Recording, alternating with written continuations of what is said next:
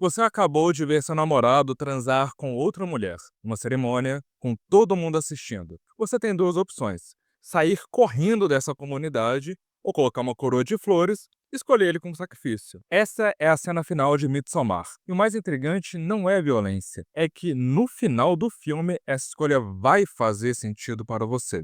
Porque Ari Aster não faz um filme de terror, ele faz um ritual antropológico completo na sua frente. Deixa eu te mostrar como. Para entender como a gente chega nesse ponto, preciso te contar o começo.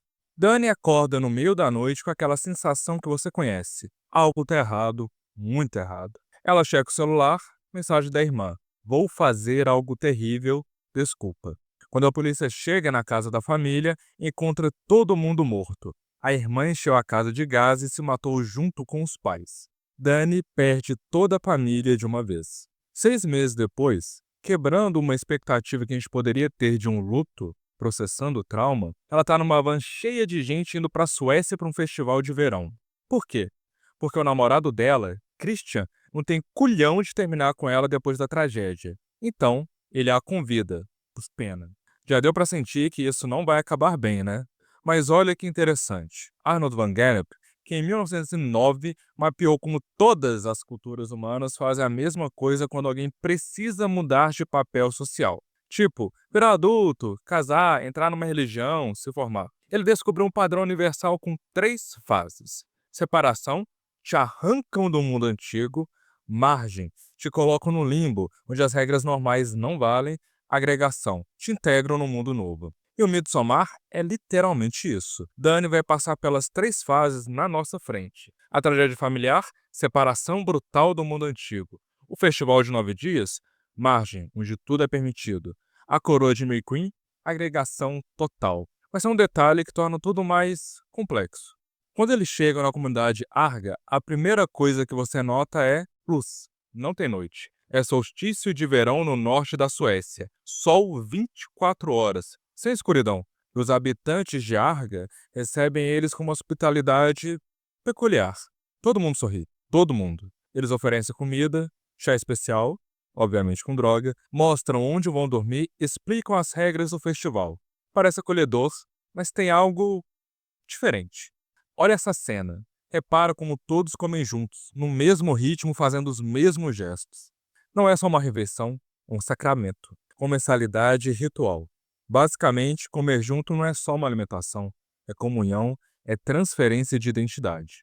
Quando você aceita comida de alguém em contexto ritual, você está dizendo: eu aceito fazer parte desse grupo. É tipo quando você vai na casa da sua avó e ela te obriga a comer aquela comida que você não é muito fã. Não é sobre a comida, é sobre pertencimento. Só que os habitantes de Arga levam isso ao extremo sistematizado. A comida vem com psicoativos. O chá altera sua percepção. Por quê? Porque a fase 2, margem, precisa de uma coisa: dissolver suas certezas antigas. E aí você pensa: ah, mas é só não comer a comida. Meu anjo, já tentou recusar a comida que uma comunidade inteira está te oferecendo? Com todo mundo olhando? Sorrindo? Boa sorte com isso. Aliás, tem uma cena que é particularmente reveladora sobre como eles operam esse processo. No terceiro dia do festival acontece o, não vou conseguir pronunciar isso, 2 anciões de 72 anos sobem num penhasco, dizem algumas palavras e se jogam, de propósito. A cabeça do primeiro ancião explode na pedra, o segundo não morre no impacto, fica ferido, sofrendo. E aqui opera um protocolo específico. A comunidade completa o processo com um martelo de madeira, na frente de todos, inclusive das crianças. Dani está em choque. Os visitantes estão em choque. Mas os Arga estão chorando. Não de horror, de empatia ritualizada. Porque dentro dessa cosmologia, isso não é assassinato, é passagem assistida. A comunidade assume a responsabilidade de não permitir sofrimento prolongado. É uma lógica completamente diferente sobre autonomia, morte e responsabilidade coletiva. Tem uma cena logo depois que mostra exatamente como isso funciona. Olha que fascinante. Van Gennep descobriu que todas as culturas, durante períodos de iniciação, existe uma fase que ele chama de margem. É quando você não é mais quem você era, mas ainda não é quem você vai ser. Você está no limbo. E nesse limbo, as regras normais não valem. Ele observou isso em comunidades da África, na Austrália, América, onde os iniciados podiam roubar sem punição, usar violência ritualizada, quebrar tabus sexuais, ler coisas proibidas. Por quê? Porque pessoas na margem são consideradas simultaneamente sagradas e profanas. Você não pode julgá-las pelas leis normais, porque elas estão transitando entre mundos. O festival de 9 dias é isso, é um período de margem coletivo. Por isso eles podem realizar o tatatã, por isso podem fazer ritual sexual público, por isso podem integrar visitantes através de métodos extremos. As regras da Suécia moderna não se aplicam ali, é uma zona neutra, um não lugar temporal. E aqui o processo intensifica. Dani está se tornando parte disso. Você está percebendo o que está acontecendo? Cada ritual vai separando Dani um pouco mais do mundo dela, integrando ela em um pouco mais no Zarga. Isso não é acidente, é engenharia social milenar. No quinto dia, acontece a competição de dança dos Maipolé. São mulheres, elas dançam em círculos sem parar até alguém desmaiar ou desistir. Dani entra, meio sem querer, e começa a dançar. Uma por uma, as outras mulheres vão caindo, mas Dani continua. Olha o rosto dela.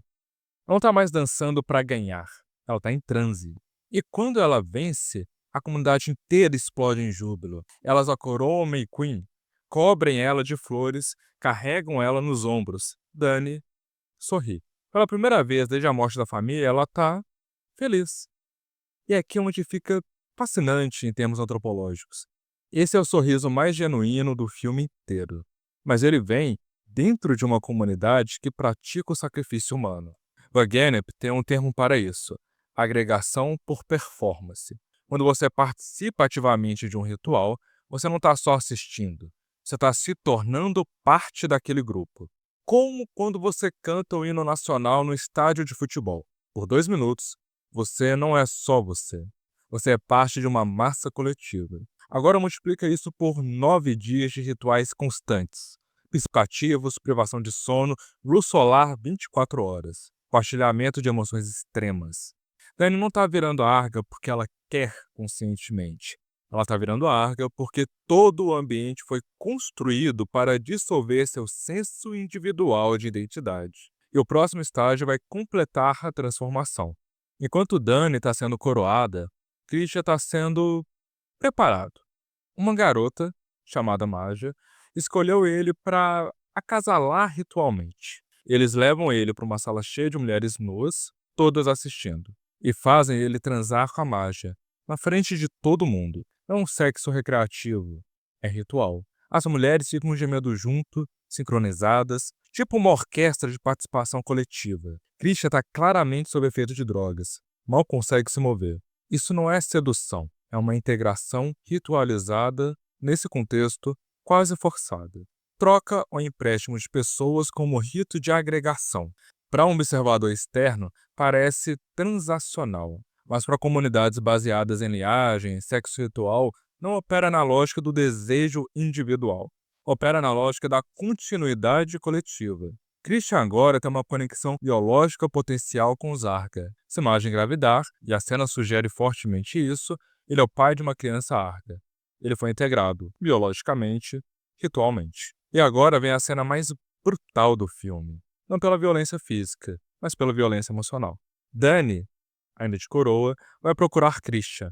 Ela abre uma porta e vê ele transando com Maja, com aquele coral de mulheres gemendo ao fundo. E o rosto de Dani. Não é surpresa, é algo que ela já sabia. O namorado nunca amou, só ficou com ela por obrigação social depois da tragédia. Ela começa a gritar, chorar, hiperventilando. Mas aqui é onde o filme faz algo particularmente revelador.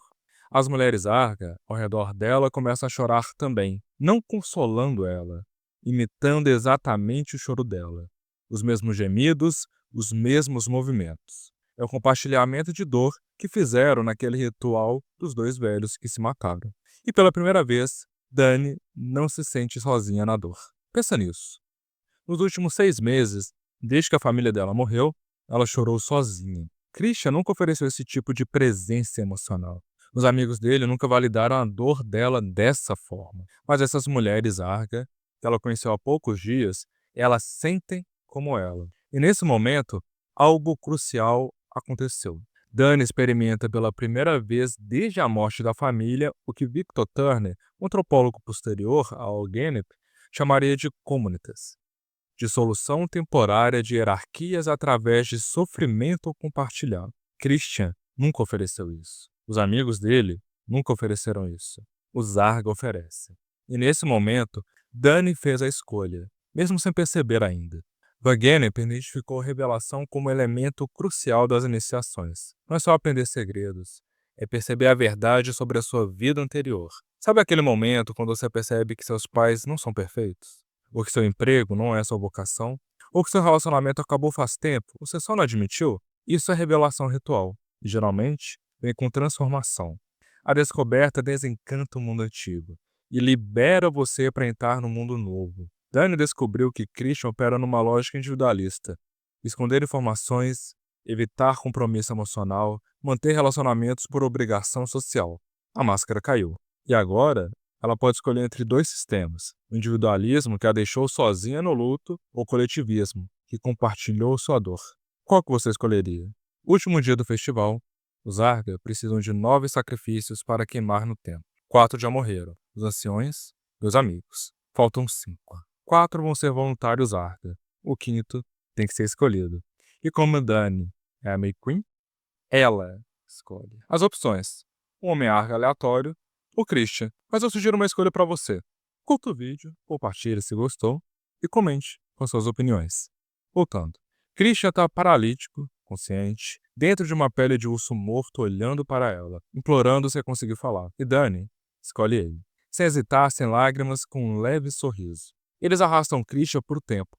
Colocam os 9 corpos lá dentro, até um fogo. O templo inteiro vira uma pira funerária gigante. O rito de agregação final frequentemente envolve participação em violência ritualizada. Não assistir, fazer. Por quê?